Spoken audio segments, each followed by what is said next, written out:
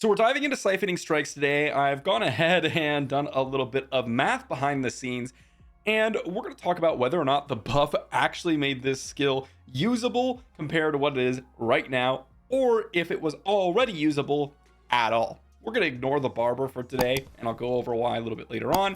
If you guys want to see more of this kind of content, which is actually some of my bread and butter, let me know by liking the video and commenting down below, so that way I know to make more of this. Let's dive into it. All right, so there's a lot of information that goes into siphoning strikes, and I'm gonna break this down so you guys don't just see a blob of numbers here.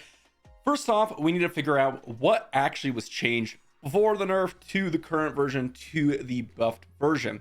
Beforehand, siphoning strikes was just on any crit. Now, you did have to be close to the monster, and you still do, so that is a prerequisite towards all of this, and that's just something that you're gonna have to be aware of when you're using siphoning strikes, or if you decide to use it. The nerf was essentially, instead of just on crit when you're close to the enemies, you had to actually lucky hit, and then when you did lucky hit, you had a 75% chance to proc it.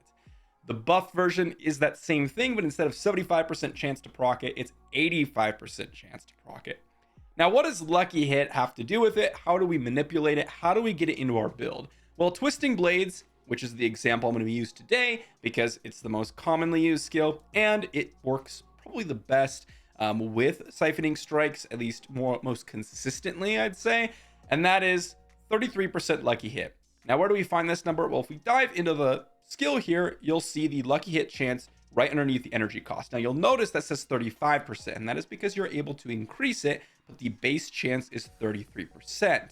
And the lucky hit procs off of each hit of the twisting blades, which is really, really important. And typically twisting blades hits, well, about 3 times. You got the stab in, you got the pull back, and then you got the spin around if you're using the blade dancer aspect, which is pretty consistent. So we have 3 hits of that.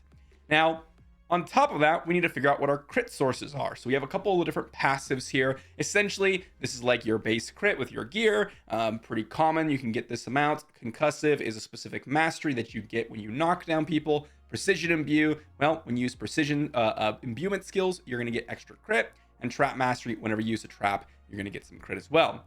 And then we have the ability to boost up the lucky hit stat. So, for example here, if I were to look at my gear here, showcase this ring, I have 5.1% lucky hit, but generally I like that on both rings. So let's say you're able to get a decent roll on it, well, you could actually buff up your lucky hit chance. As you can see, if I were to remove the ring, it actually goes down to 0, and you'll notice that the twisting blades actually reduces in its lucky hit chance as well. So what this is able to be done, or what is able to be done here, is essentially with an additional 15% lucky hit chance, well, we're going to buff this up to 38% lucky hit. Okay, now why does that matter? Well, we need to lucky hit in order to proc siphoning strikes, and after we proc lucky hit, we also have to proc the chance that procs after we lucky hit. If we were to look at the current version of siphoning strikes, the game asks, okay, do you crit? Well, you get a 59% chance, so it's a little bit better than a coin flip. Okay, if you crit, did you lucky hit? Well, you got a 33% chance, so you better flip, I guess, multiple coins. Not quite coin flip, you know, it's a lot less than a coin flip. And then the game asks, okay, if you went ahead and got your lucky hit proc, does it proc siphoning strike? So it checks a 75% chance. And then you multiply that by 3, because typically these twisting blades hits 3 times. Although, depending on the lucky hit chance and what skill you're using, it can be more than that. So, for example, if you're going to use another skill like, let's just say, I don't know, barrage here. Well, barrage is a 17% lucky hit chance per arrow. And so, well, you got to calculate the amount of arrows that you're using, yada, yada, yada. Lots of different information for different skills. So what does this translate to in terms of actual procs per monster? What's the proc chance, and where can we look at that? Well, I broke it down into 3 categories. We have the pre-nerf, the current, and the buffed version. Pre-nerf, you had essentially a proc chance equivalent to your crit rate. Why? Because it was based on crit rate. And if you were to go ahead and crit every single time, well, you'd have a 100% chance on every single hit of the twisting blades. But because we typically had somewhere around, 60, 70% consistent crit rate on average, well, we were getting lots of procs per monster. In fact, we were oftentimes proccing it 2 times per monster, assuming the twisting blades hit that same monster multiple times, which in some cases you just kill them. And so, well, a single proc per monster. Well, that's pretty good. Well, generally, that's a must-have, right? You're healing for 3% of your maximum HP every single time you fight a monster, and especially in groups, you could be proccing this insane amounts of times, especially with things that hit multiple times, even more so than twisting blades. This was absolutely crazy. But then we look at the current version, and you'll notice that the proc chance decreased significantly because, again, this is now filtered through 2 additional layers of RNG: the lucky hit chance and then the proc chance as well off the lucky hit. And you'll see the proc chance has dropped by almost it's about a quarter of what it was before. That is absolutely gross in terms of how big of a nerf that is, which means that if you're able to get 3 hits on a monster, you are now proccing less than half the time on that monster. And how often are we getting 3 hits per monster? Well, probably not that much. Let's say on average we're getting 1 hit per monster. Well, up here it'll be about 60% chance to get a heal. Down here, well, we're looking at potentially like a 15% chance, 20% chance to get a heal. That's really, really low, especially considering we're not always close to the enemies when we're fighting random monsters. And if you're trying to group them up and burst them down, well, this heal is probably not good enough to sustain you. So this ends up being a lot worse than you might think, because again, with the mass amounts of heals we're getting here, well, we can tank a lot more because we can kind of drain tank. So with this, it's not good enough. And so now we jump into the buffed version. What is the buffed version actually going to give to us? Well, it's going to give us an extra 10% chance to proc off of when we do lucky hit. So it still has these 2 layers of RNG, this one right here and the chance to lucky hit. What's changing is the bottom one, this one right here. The 75% chance now goes to 85, which really doesn't give us any big buff at all.